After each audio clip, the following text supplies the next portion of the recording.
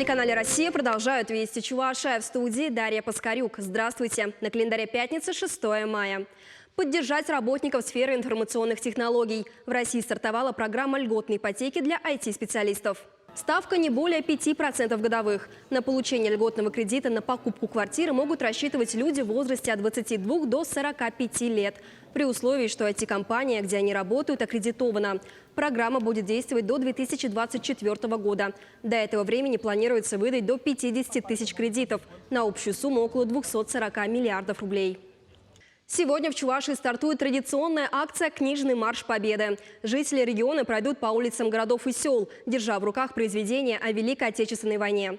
В Чебоксарах, например, акция начнется в час дня у Республиканской детско-юношеской библиотеки. В книжном марше примут участие студенты столичных техникумов и кадеты. Всего около 150 человек. Они принесут по чебоксарским улицам 77 книг, посвященных событиям и героям военных лет. Кроме этого, у участников будут так называемые солдатские треугольники со списком лучших книг о том времени. Их по ходу шествия будут раздавать жителям и гостям столицы Чувашии. Одна из основных точек маршрута – Дорис Парк. Там пройдет праздничный концерт. В Чебоксарах акция «Георгиевская ленточка» подходит к завершению. Сегодня последний день, когда волонтеры будут вручать горожанам черно-оранжевые символы победы. Распространять ленточки добровольцы будут на самых людных улицах города. Так, к примеру, начиная с 4:30 вечера волонтеров можно будет встретить у остановок Дом МОД, Мир Луксор, Центральный универмаг. Все адреса, где можно будет застать добровольцев, есть на сайте городской администрации. Каждую пятницу в нашем эфире мы показываем фото и видео народных корреспондентов. Что же интересного жители Чувашии запечатлели на этой неделе?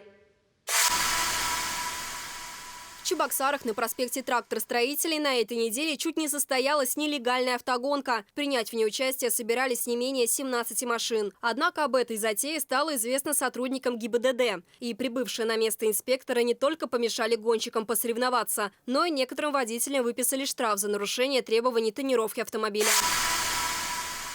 В четверг в Чебоксарах прошли концерты под окнами ветеранов. Один из очевидцев такого поздравления с наступающим Днем Победы прислал видео нам в редакцию. Двор по проспекту 9-й пятилетки стал настоящей сценой. Оркестр управления Росгвардии по Чувашии исполнил песни военных лет, а кадеты 47-й Чебоксарской школы маршировали в парадной форме. Ветеран наблюдал за концертом из окна своей квартиры. Вам нужен стимул, чтобы начать бегать по утрам? Тогда советуем присмотреться к Найде. Так зовут подопечную приюта для бездомных собак «Право на жизнь». Черно-рыженькая девочка уже несколько лет ждет своего хозяина в приюте.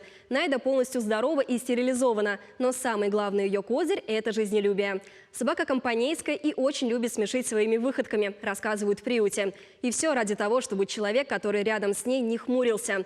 Если вам приглянулась Найда, обращайтесь напрямую к волонтерам приюта. Их контакты можно найти в группе во ВКонтакте.